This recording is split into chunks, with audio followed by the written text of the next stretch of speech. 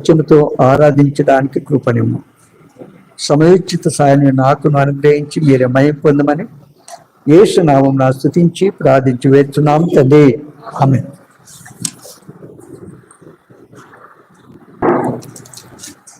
కీర్తనలు 147 మొదటి నుంచి 11 వచనాలు చదువుకుందాం. మార్చి చదువుకుందాం.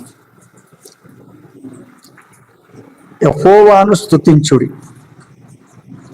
మన దేవునికి స్తోత్రగానము చేయటం మంచిది, అది మనోహరము. స్తోత్రము చేయుట ఒప్పిదము.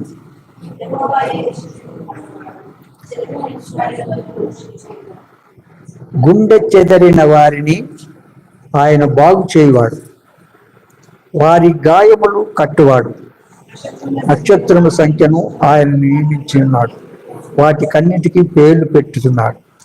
మన ప్రభు గొప్పవాడు, ఆయన అధిక శక్తి గలవాడు, ఆయన జ్ఞానమునకు మితి లేదు. లేవెత్తువాడు, భక్తిహీనులను ఆయన నేలను కోల్చి. కృతజ్ఞతాస్తుతులతో యెహోవాను కీర్తించుడి, సితారాతో మన దేవుని కీర్తించుడి.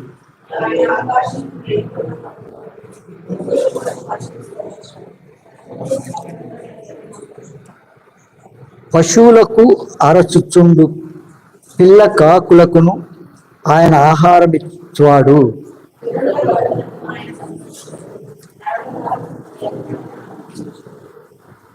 తన యందు భయభక్తులు గల వారి యందు, తన కృప కొరకు కనిపెట్టు వారి యందు యెహోవా ఆనందించువాడై ఉన్నాడు. యెహోవా ఆనందించువాడై ఉన్నాడు. మొదటి వచనం, యెహోవాను స్తుతించుడి, యెహోవాను స్తుతించుడి, మన దేవునికి స్తోత్రగానము చేయుట మంచిది, మన దేవునికి స్తోత్రగానము చేయుట మంచిది. ఆదికాండము 14వ అధ్యాయము 20వ వచనం, నీ శత్రువులను నీ చేతికి అప్పగించిన సర్వోన్నతుడు దేవుడు స్తుతింపబడును గాక.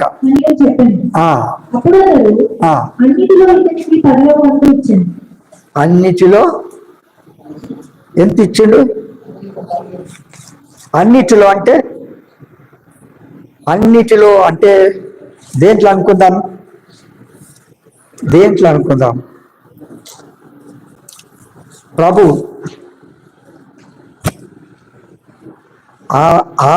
ఆది కాండములోనే మరి వారికి దేవుడు ఎట్లా బయలుపరిచాడో తెలియదు, కానీ అక్కడ యాజకుడు షాలేము రాజైన మెల్కీసెదెకు రొట్టెను ద్రాక్షరసం తీసుకొని వచ్చినప్పుడు అతడు సర్వోన్నతుడైన దేవునికి యాజకుడు. ఎవరు? షాలేము రాజు సర్వోన్నతుడైన దేవునికి రాజు. అప్పుడు అతడు అబ్రాహామును ఆశీర్వదించి ఆకాశమునకును భూమికిని సృష్టికర్తయును సర్వోన్నతుడైన దేవుని వలన అబ్రహాము ఆశీర్వదింపబడును గాక అనియు, నీ శత్రువులను నీ చేతికి అప్పగించిన సర్వోన్నత దేవునికి దేవుడు స్తుతింపబడును గాక అని చెప్పాను. అప్పుడు అతడు అన్నిటిలో ఇతనికి 10వ వంతు ఇచ్చను. అన్నిటిలో అంటే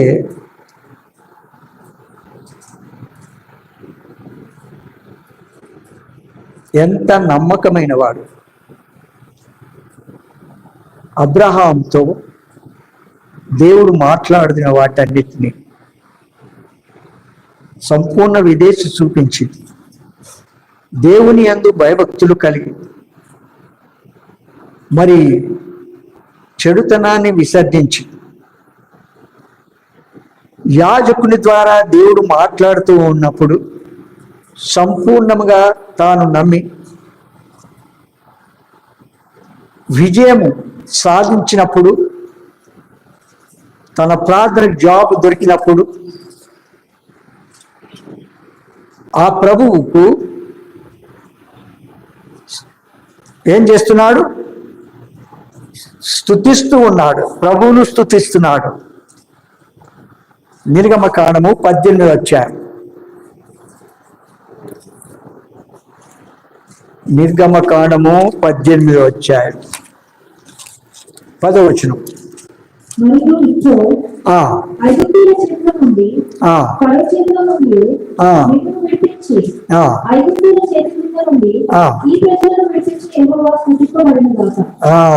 చూడండి, మరియు ఇత్రో ఐగుప్తీయుల చేతిలో నుండి, ఫరో చేతిలో నుండి మిమ్మును విడిపించి, ఐగుప్తుల చేతిలో నుండి ఈ ప్రజలను విడిపించిన యెహోవాను ఏం చేయాలా? మనలను ఐగుప్తు అనే ఈ లోకం నుండి విడిపించాడు, పాప బంధకు నుంచి విడిపించాడు, పాప క్షమాపణ ఇచ్చాడు, నిత్య జీవానికి వారసుగా చేసినాడు. మనము ఊహించలేనటువంటి కార్యము ప్రభు మన పట్ల చేశాడు. అసలు యోగ్యులము కాదు, మనం వాస్తవంగా చెప్పాలంటే తండ్రి అనడానికి యోగ్యులము కాదు, ఆ ప్రభును సమీపించడానికి యోగ్యులము కాదు, ఆయన నామం ఉచ్చరించడానికి యోగ్యులము కాదు. అయినప్పటికీ ఆ ప్రభు ఏం చేస్తున్నాడు? లోకములోని ఆయన తన ప్రజల ద్వారా రక్షణ సువార్త మనకు అందించి, పరిశుద్ధాత్మ కార్యములలో జరిగించి, మరి నిత్య జీవానికి, పరలోక రాజ్యానికి వారసులుగా చేశాడు. ఆయన పిల్లలుగా చేశాడు, ఆయన కుమారులుగా కుమార్తెలుగా చేసినాడు. దానంతటి బట్టి ఏంటి? ఆయన చేతి యెహోవాను స్తుతించాలి. ఏమంటాడు? ఇత్రో ఐగుప్తుల చేతిలో నుండి, ఫరో చేతిలో నుండి మిమ్మును విడిపించి, ఐగుప్తుల చేతి క్రింద నుండి ఈ ప్రజలను విడిపించిన యెహోవాను ఏం చేయాలా? యెహోవాను స్తుతించాల. కనుక మన జీవితంలో ఆ ప్రభువుని ఎంత స్తుతించినా మన నోరు చాలదు. 2వ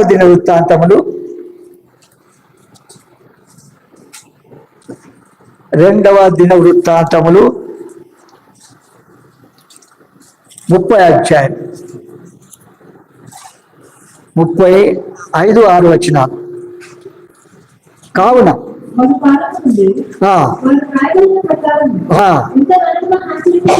ఇంత ఘనముగా నాచరింపకుండుట చూచి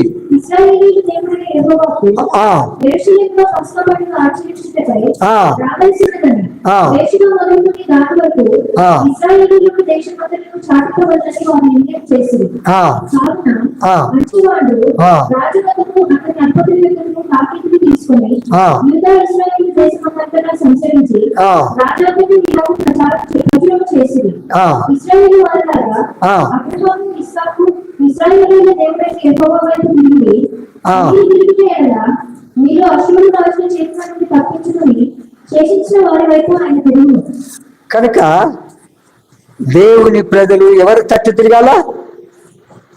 యెహోవా తట్టు తిరగాల, దైవజనులు. అందుకే ఇక్కడ అంటారు, మొదటి రాజుల గ్రంథము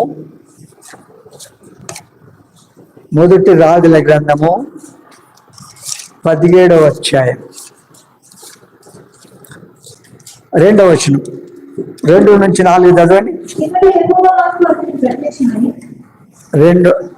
2 నుంచి పిమ్మట యెహోవా వాక్కు అతనికి ప్రత్యక్షమై, నీవు ఇచ్చట నుండి తూర్పు వైపునకు పోయి యోర్దానునకు ఎదురుగానున్న కెరీతు వాగు దగ్గర దాగి ఉండుము.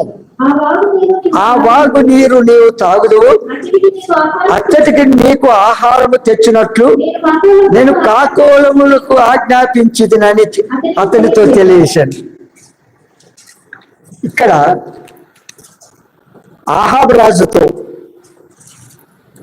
ప్రవక్తను పంపించాడు. ఏలియాను పంపించి వారు వారి ప్రజలు చేసిన పాపమును బట్టి 3 సంవత్సరాలు వర్షమైనను మంచైనను కురవదని ప్రకటించమని దేవుడని యెహోవాయే ఆయన దగ్గర రాజు దగ్గరికి పంపిస్తున్నారు.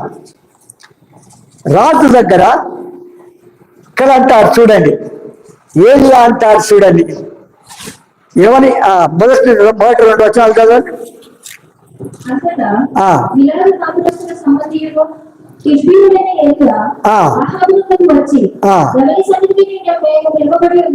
ఎవని సన్నిధిలో నేను నిలవబడి ఉన్నానో ఇశ్రాయేలు దేవుడైన ఆ యెహోవా జీవంతోడు ఈ సంవత్సరములలో దేవుడు తన ప్రజల ద్వారా, తన సేవకుల ద్వారా మనతో మాట్లాడుతూ ఉంటే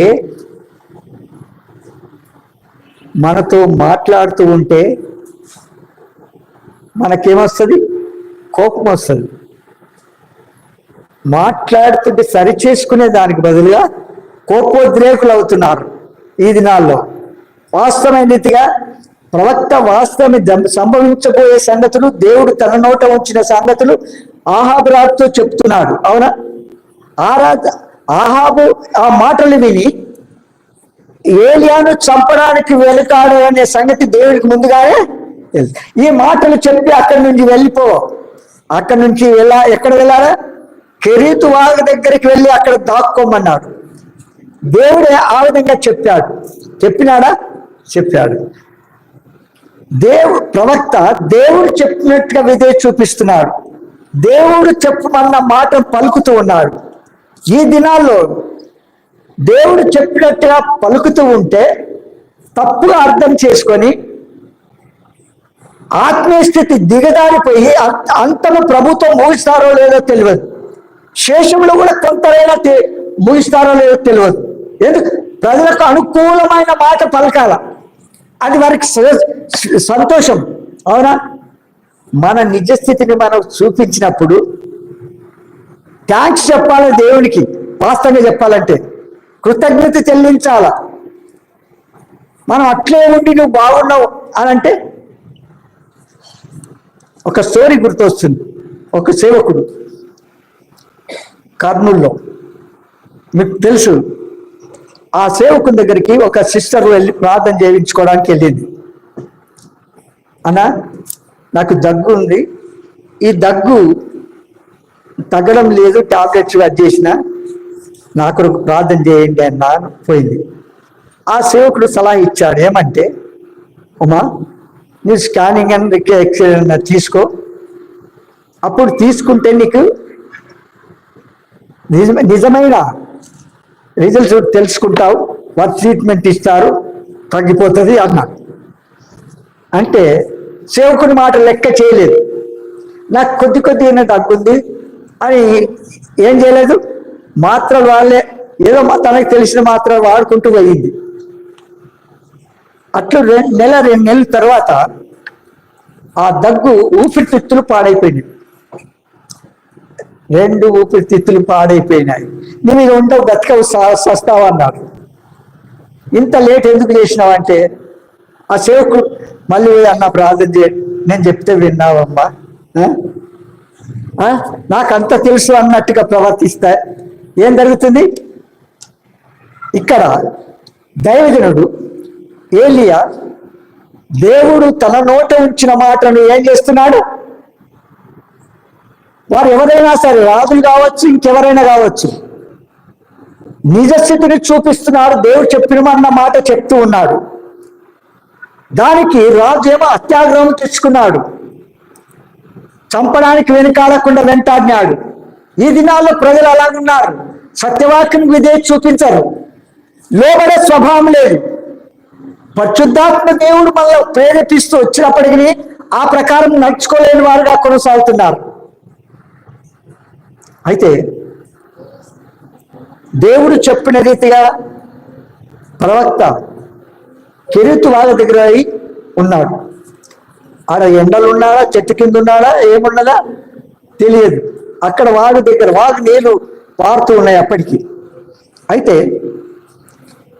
దేవుడైన యెహోవా తన విషయం బాధ్యత తీసుకొని నిన్ను పోషించడానికి, నీ అక్కర తీర్చడానికి కాకోలములకు ఆజ్ఞాపించాను అన్నాడు. అవునా?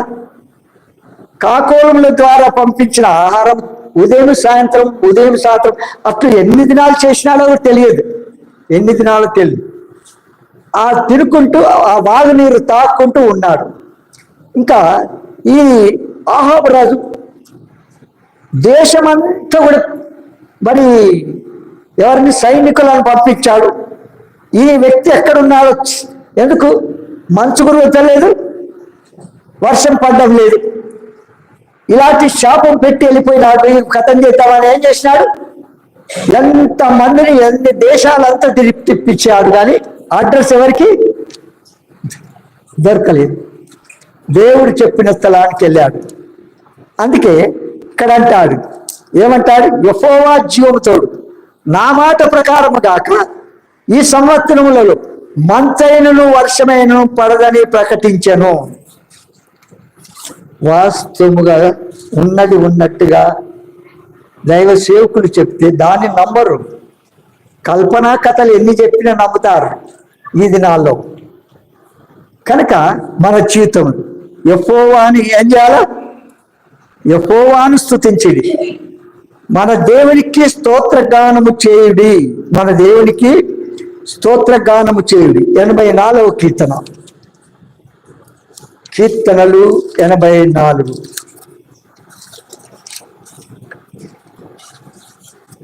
మొదటి 2 వచనాలు.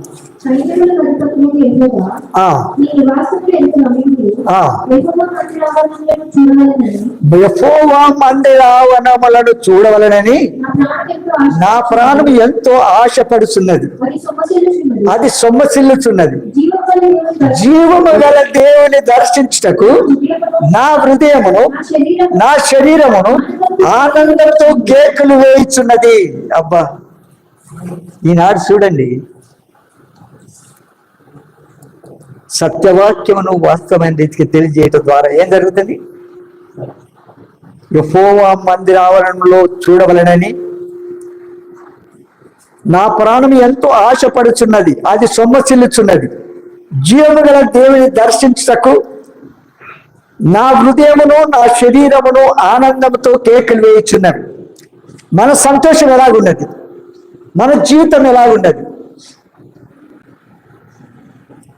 ఆయన సన్నిధికి రావడానికి ఎవరి కొరకో, ఎవరినో ప్లీజ్ చేయడానికో, ఎవరినో సంతోష పెట్టడానికా మనం వచ్చేది? ప్రభువును సంతోష పెట్టడానికా? చెప్పండి. మన ఆత్మీయ జీవితంలో పరిశుద్ధాత్మ దేవుడు మన ప్రేరేపిస్తూ ఉంటే అక్కడ కీర్తనకారుడు ఏమంటాడు, ఇక్కడ జీవము గల దేవుని దర్శించకు నా హృదయమును నా శరీరమును ఆనందముతో కేకలు వేయుచున్నది. మనం అలాంటి అనుభవాన్ని మనం కలిగి ఉండాలి. అలాంటి అనుభవాన్ని మనము మార్పు చెందని వారంగా ఉండాలి, మార్పు చెందని వారంగా ఉండాలి. అందుకే యెహోవా 147 2వ వచనం, యెహోవాయే యెరూషలేమును కట్టువాడు, చెదిరిన ఇశ్రాయేలీయులను పోగు చేయవాడు, గుండె చెదిరిన వారిని ఆయన బాగు చేయవాడు, వారి గాయములు కట్టువాడు, వారి గాయములను కట్టువాడు. 2వ రాజుల గ్రంథము 20వ అధ్యాయం 5వ వచనం,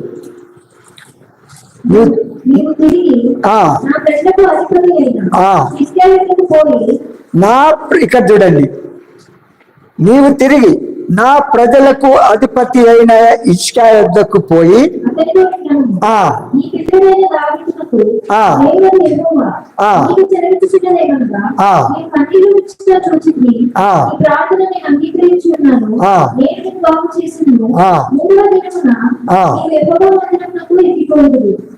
అబ్బా, ఏం చేశాడు? రాజు ఇంటి కూడా నువ్వు మరణమైతావని ఆయన శిక్ష చేశాడు. అంటే అనారోగ్యతకు గురి అయిపోయాడు. ప్రవక్త, నువ్వు చావు, నీ ఇల్లు చక్కబెట్టుకో, సస్తావు, ఇల్లు చక్కబెట్టుకో అన్నాడు. దానికి రాజు నమ్మకస్తుడై దేవుని భయం కలిగి తన జీవితాన్ని కొనసాగిస్తూ ఏవిగా తాను ప్రార్థన చేస్తూ వచ్చాడు. ప్రభువా, నీ సన్నిధిలో నేను ఎట్లున్నాను, నేను ఎట్లు ప్రవర్తించాను, ఎట్టు నా జీవితం కొనసాగించినాను, నేను కూర్చుంటే లేకపోతే నీకు బాగా తెలుసు అని కన్నీటితో ప్రార్థన చేసినాడు ఈ రాజు అయిన హిజ్కియా. ఈ హిజ్కియా యెహోవా యందు భయభక్తులు కలిగిన రాజు. తండ్రి కాలములో విగ్రహారాధన చేసినాడు. హిజ్కియా వచ్చి తమ దేవుడైన యెహోవా తట్టు ప్రజలను తిప్పాడు, నమ్మకంగా జీవించాడు. దేవుడు ఈ విధంగా చెప్పినప్పుడు ప్రార్థిస్తే ఆ ప్రార్థనకి ఇప్పుడు ఏమంటాడు? ఆ ప్రార్థనకి జవాబు ఏమంటున్నాడు? ఈ మాట అంటాడు, నీ పితరుడు అయిన దావీదునకు దేవుడవి యెహోవా నీకు సెలవిచ్చినది ఏమనగా, నీవు కన్నీళ్లు విడిచ చూచితిని, నీ ప్రార్థన అంగీకరించినాను, నేను నిన్ను బాగు చేసేదను. ఏం చేస్తాడు? ఆనాడు హిజ్కియాతో అన్నాడు, ఈనాడు నీతో నాతో అంటున్నాడు. కన్నీరు నాకు కొన్ని విషయాల్లో ప్రార్థన చేసుకుంటూ ప్రభు కొరకు ఎదురు చూస్తూ ఆయన సహాయం కొరకు కనిపెడుతూ ఉన్నప్పుడు ఒక దినం నాతో ఈ మాట మాట్లాడాడు. నువ్వు కన్నీరు విడిచి చూచితిని, నీ ప్రార్థన నేను అంగీకరించినాను, నువ్వు నా అక్క తీర్తానని చెప్పినప్పుడు పట్టదాలనంత సంతోషాన్ని నేను అనుభవించి ప్రభువును స్తుతిస్తూ వచ్చినాను. కనుక ఆయన చేసిన ఉపకారములో దేనిని కూడా మరవకూడదు. అందుకే ఇక్కడ గుండె చెదరిన వారిని ఆయన బాగు చేయును. 3వ వచనంలో వారి గాయములు కట్టువాడు. చూడండి, హిజ్కియా అనారోగ్యం గురి చేశాడు, తిరిగి బాగు చేసినాడు. బాగు చేసినందుకు ఏం చేస్తున్నాడు? ఆ ప్రభువును స్తుతిస్తున్నాడు. ఆయన చేసిన మేలను మర్చిపోవడము లేదు. మరికొందరు ఆరాధన సమయం అయిపోయిన తర్వాత వస్తుంటారు. చూడండి, మరికొందరు ఈ సంఘం ఆ సంఘం తిరుగుతారు. అలాంటి వారితో అంతం ప్రభుత్వం ముగిస్తారా లేదా మనకు తెలియదు. ఎక్కడ వెళ్ళినామంటే ఏదో చెప్తాను అంతే. కనుక మన జీవితంలో సంపూర్ణ భక్తి కలిగి దేవుని యందు విశ్వాసం ఉంచి ఆయన మనతో మాట్లాడుతున్నదానికి హృదయాన్ని పరీక్షించుకొని మనం ఏం చేయాలా? నోరారా స్తుతించాలా. ఇక్కడ గుండె చెదిరిన వారిని ఆయన ఏం చేస్తాడు? హార్ట్ అటాక్ వస్తే ఏమవుతుంది? ఏం దాని హార్ట్ అటాక్ వస్తే ఏం చేస్తాం? ఆ నొప్పికి భరించలేనటువంటి నొప్పి అది సడన్గా ఒక్కసారి వార్నింగ్ ఇస్తుంది. వార్నింగ్ అంటే కొద్దిగా వచ్చి రానట్టుగా. రెండోసారి నోటీస్ ఇస్తుంది, నువ్వు దీన్ని బాగా చేసుకుంటావా, ఏం చేస్తావో చూడండి, నోటీస్ ఇస్తుంది. 3వసారికి టికెట్ కొట్టేస్తాడు. విన్నారా? ఇది హార్ట్ యొక్క ప్రాబ్లం. విన్నారా? కనుక ముందే హెచ్చరించినప్పుడు దేవుడు చెప్పినట్టుగా నడుచుకుంటే విదేశీ చూపిస్తే ఎంత బాగుంటుంది. అటు చేయం. మనం సబుద్ధిని ఆధారం చేసుకొని దేవుని వాక్యానికి విరుద్ధంగా ప్రవర్తించడం ద్వారా ఏం ప్రయోజనం ఉండదు. అందుకే ఎలాంటి దేవుడు మనకు దొరికాడు? గుండె చెదిరిన వారిని బాగు చేయవాడు. పాట కూడా ఉంది కదా, గుండె చెదరిన వారిని బాగు చేయువాడని, గుండె చెదరిన వారిని బాగు చేయువాడని, వారి గాయముల నీవు కాటుచుండు వాడని, వారి గాయములన్నీయు కాటుచుండు వాడని. దేవునికి స్తోత్రము గానము చేయుటయే మంచిది, మనమందరము స్తుతి గానము చేయుటయే మంచిది. 147 4-5 వచనాలు చదువుతున్నారు చూడండి. నక్షత్రముల సంఖ్యను ఆయన నియమించి ఉన్నాడు, వాటన్నిటికీ పేర్లు పెట్టుచున్నాడు. అబ్బా, నక్షత్రములు ఎన్ని ఉన్నాయో చెప్పగలుగుతావా? నక్షత్రముల సంఖ్య ఆ దేవునికి తెలుసు అంటే ఆయన ఎలాంటి వాడు అనాల? సర్వలోక సృష్టికర్త అయిన ఆ మహాదేవుడు ఏ మూల ఎక్కడ ఏమి జరుగుతుందో కూడా ఆయనకు బాగా, వాటికి అన్నిటికీ పేర్లు పెట్టి ఏం చేస్తాడు? పిలుస్తూ వస్తున్నాడు. పిలువగానే ఏం చేస్తాడు? పిలువగానే పరిగెత్తుకుంటూ వస్తాయి. చూసావు ఎంత గొప్పది దేవుడు. అలాంటి దేవుని మనం ఎంత సృష్టించినా మనకు నోరు చాలదు. నేను ఒకసారి మీకు చెప్పినాను అనుకుంటా. నేను బాల్యంలో మిడిల్ స్కూల్ తర్వాత హై స్కూల్కి వెళ్ళినప్పుడు, మిడిల్ స్కూల్లో ఉన్నప్పుడు ఒక మేక పిల్లని పెంచుకున్నాను. ముందు ఏం చేశాను? గుడ్లు, తర్వాత కోడికి వేస్తే కోడి పిల్లలు తీస్తుంది, ఇన్ని కోళ్ళు అయితే ఇన్ని పైసలు వస్తాయి, ఆ తర్వాత వీటన్నిటి కలిసి ఒక మేక పిల్ల తీసుకుందాం అని ప్లాన్ వేసినాం. ఏదో ఒక రకంగా మొత్తం మీద ఒక మేక పిల్లని తీసుకున్నాను. స్కూల్ మార్నింగ్ అదే ఏదో వేస్తాను, మా స్కూల్ అయిపోగానే దాన్ని పట్టుకొని మేపడానికి వెళ్తూ ఉంటే ఏం జరిగింది? అక్కడ దాని పేరు మనీ అని పెట్టాను. ఏ పేరు? మనీ అని పెట్టినాను. మనీ అని పిలవగానే ఎంత దూరం ఉన్నా నా దగ్గరికి వస్తుంది. నా యజమానుడు ఏమైనా ఆహారం నాకొరకు ఉంచినాడు అనుకొని పరిగెత్తుకుంటా వస్తుంది. ఎందుకు చెప్పిన కథ? కాలయాపన కొరక.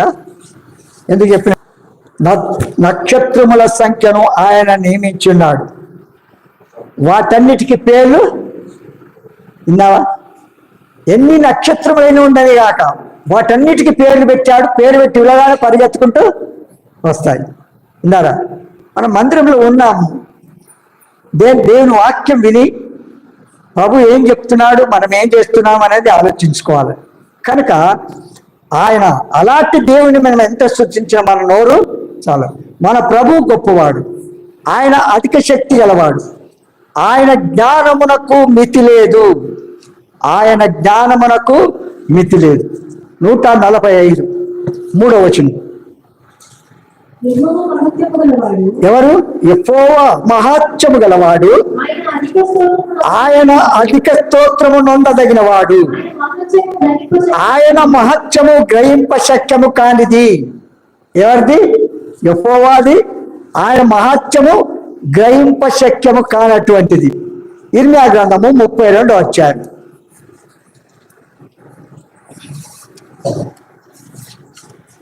ఇర్మియా గ్రంథము 32వ అధ్యాయము 17వ వచనం.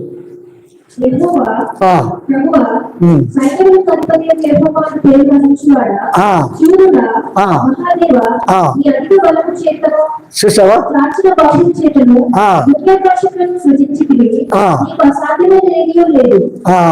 చూసావా ఏమంటాడు?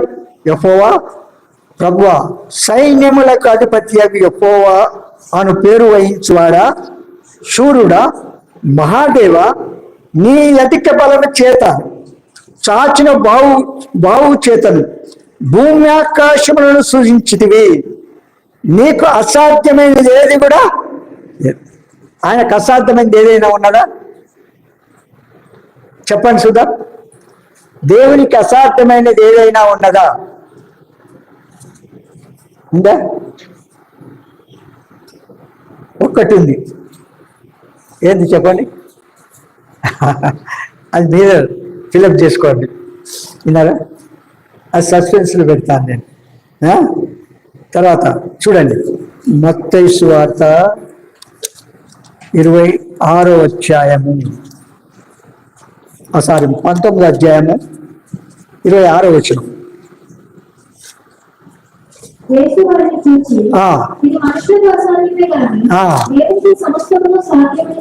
చూసావా?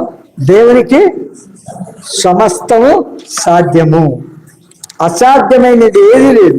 కనుక అలాంటి దేవుని ఎంత స్తుతించిన మన నోరు చాలదు. అందుకే అంటాడు, అసాధ్యమైనది ఏది కూడా లేదు. మనం చూద్దాం, క్లుప్తంగా చూస్తాము. ఇంకా కింది మన ప్రభు గొప్పవాడు, ఆయన అధిక శక్తి గలవాడు, ఆయన జ్ఞానమునకు మితి లేదు. యెహోవా దీనులను లేవనెత్తువాడు, భక్తిహీనులను ఆయన నేలను కూల్చును. కృతజ్ఞతాస్తుతులు యెహోవాను కీర్తించుడి, సితారాతో మన దేవుని కీర్తించుడి.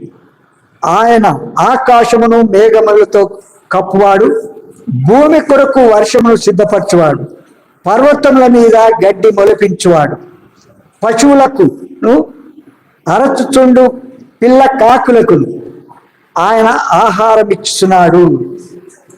గుర్రముల బలమునందు ఆయన సంతోషింపడు, నరుల కాలి సత్వయందు ఆయన ఆనందించడు. తన యందు భయభక్తులు గల వారి యందు, తన కృప కొరకు కనిపెట్టు వారి యందు యెహోవా ఆనందించువాడై ఉన్నాడు. ఎంత చక్కటి మాట వచ్చింది. ఏమంటాడు చివరిలో 11లో, తన యందు భయభక్తులు కలవారి యందు, తన కృప కొరకు కనిపెట్టు వారి యందు యెహోవా ఆనందించువాడై ఉన్నాడు. మన జీవితమును బట్టి, మన సాక్ష్యాన్ని బట్టి, మన తలంపులు కూర్చుంటే లేచుట పరుండని బట్టి ఆ దేవుడు సంతోషించేలాగా ఉండాలి. ఆ దేవుడు సంతోషించాలి. అలాంటి భక్తి విశ్వాసం కలిగి ఆ ప్రభువును కొంత ఆరాధన చేస్తాం. ఈ మాటలు ఆరాధన చేసుకొని ప్రభువును ఆరాధన చేస్తాం.